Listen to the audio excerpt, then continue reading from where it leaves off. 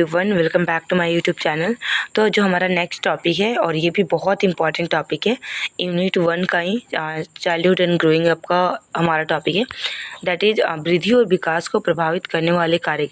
देखिए, जितना भी टॉपिक है ना, वो बहुत ही लॉजिकल और ऐसा क्वेश्चन है जिसको अगर आप थोड़ा सा ऑब्जर्व करेंगे तो आप इसका आंसर बहुत अच्छे से आप खुद लिख सकते हैं।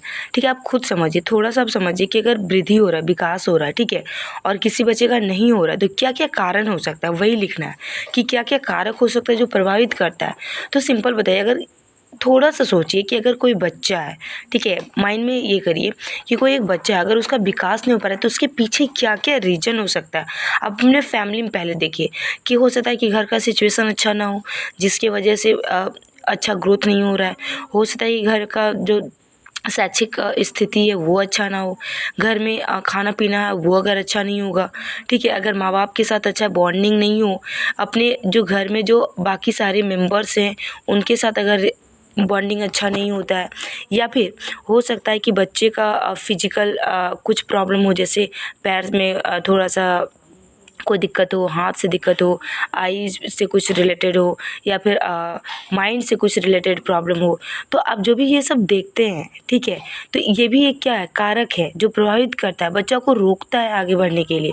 उसके बाद अगर आप अपने फैमिली से खुद से निकलते हैं तो फिर आप देखेंगे कि पीयर ग्रुप में बच्चा जाता है, ठीक है, सोसाइटी में बच्चा जाता है, तो सोसाइटी भी एक मेजर रोल प्ले करता है, peer group major role play करता है। आप ऐसा सुने होंगे कि जैसा बच्चा रहता है, संगत रहता है, वैसे ही बच्चा होता है।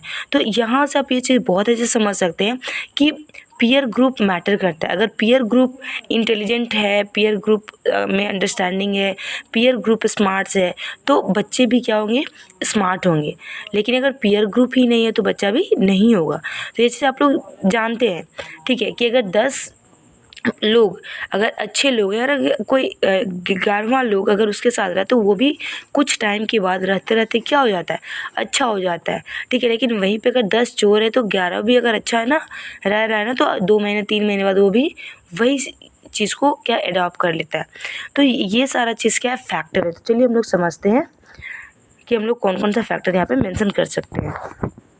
तो पहला वंशानुक्रम, ठीक है। तो वंशानुगत एक ऐसी कारक है जो बालक के विकास को प्रभावित करती है और ये जन्म के समय से ही पाई जाती है। बालक का नाक, कान, रंग, रूप, बाल, आँख सब कुछ वंशानुक्रम द्वारा ही होता है, ठीक है। आप ये भी जानते होंगे कि अगर अच्छा सा नाखून है, अच्छा बाल है, अच्छा फेस है, अच्छा कलर है, सब कुछ अगर अच्छा है तो आप देखेंगे बच्चा के अंदर थोड़ा सा कॉन्फिडेंट हाई रहता है, अच्छा रहता है। लेकिन अगर आप थोड़ा सा देखेंगे आई से रिलेटेड कुछ प्रॉब्लम होगा, नेल में कुछ प्रॉब्लम है, या नोज में कुछ प्रॉब्लम है, या फिर रंग रूप से कुछ प्रॉब्लम है, सुनने से रिलेटेड कुछ प्रॉब्लम है, तो आप देखेंगे बच्चा थोड़ा सा कॉन्फिडेंट लो फील करता है, ठीक है।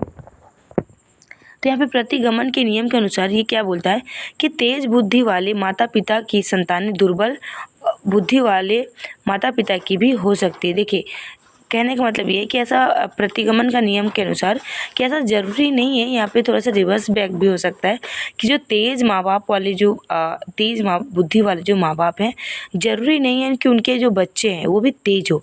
ऐसा देखा गया है कि उनके बच्चे भी कमज़ोर हो सकते हैं, और जो कमज़ोर माँ बाप हैं उनके बच्चे भी तेज़ हो सकते हैं। नेक्स्ट हमारा पर्यावरण। बालक के विकास में पर्यावरण का भी महत्वपूर्ण रोल होता है। बालक के विकास के रूप को भी निर्धारित करता है। वृद्धि और विकास को प्रभावित करने वाले पर्यावरणीय कारक जैसे जलवायु की स्थिति, पोषण, सामाजिक आर्थिक स्थिति। अभी आप बताओ, अभी समर चल रहा है, ठीक है, अभी आप देखेंगे बच्चा को आप कितना भी पढ़ाइए डे टाइम में, बच्चा उतना इंटरेस्ट के साथ नहीं पढ़ पाता है, क्योंकि इतना जो डे होता है इतना हॉट होता है कि बच्चा गर्मी से परेशान होता है, ठीक है। तो ये सभी क्या करता है, इफ़ेक्ट करता है। Next, hormones. ये हार्मोन व्यक्ति की वृद्धि और विकास को प्रभावित करते हैं। इसमें बालक के बाल, रंग, आवाज़ भी प्रभावित होते हैं। पोषण, न्यूट्रिशन, आप खुद बताइए, घर में बच्चे का अच्छा खाना पीना नहीं होगा, सुबह का ब्रेकफास्ट नहीं होगा, लंच नहीं होगा, डिनर नहीं होगा, तो क्या बच्चे का जो मानसिक विकास है या शारीरिक विकास है या फिर जो भी मेंटल नॉलेज है, क्या ये सब बढ़ पाएगा? तो नहीं बढ़ पाएगा, ठीक है। तो वही चीज़ यहाँ पे क्या लिखा हुआ है, ठीक है। देखिए वर्बली में अगर समझा दे रहे हैं तो आप एक बार इसको रीड कर लेंगे तो आपको बहुत अच्छे समझ में आ जाएगा। और अगर आप रीड नहीं भी करेंगे और जो मैं वर्बली समझा रही हूँ अगर आप इसको समझ जाएंगे ना तो आप बहुत अच्छे से लिख लोगे। रोग तथा चोट डिजीज। अब बताइए अगर किसी स्टूडेंट के पास कुछ प्रॉब्लम है, ठीक है, जैसे यहाँ पे देखिए कि शारीरिक बीमारियाँ भी बालक के शारीरिक और मानसिक विकास को महत्वपूर्ण ढंग से प्रभावित करता है। अगर कोई महिला गर्भधारण के समय सिगरेट या कोई अल्कोहलिक चीज़ों का सेवन करती है तो बच्चे का ब्रेन हैमरेज तथा अंगों का पूर्ण विकास नहीं होने का डर होता है। अगर कोई बालक अधिक दिनों तक बीमार रहता है तो उसका भी विकास धीमा हो जाता है। आप लोग ये अपने घर में भी आसपास भी देखे होंगे। नेक्स्ट लिंग है, ठीक है, तो इसी तरीके से सारा है, तो आप अपने अकॉर्डिंग भी लिख सकते हैं।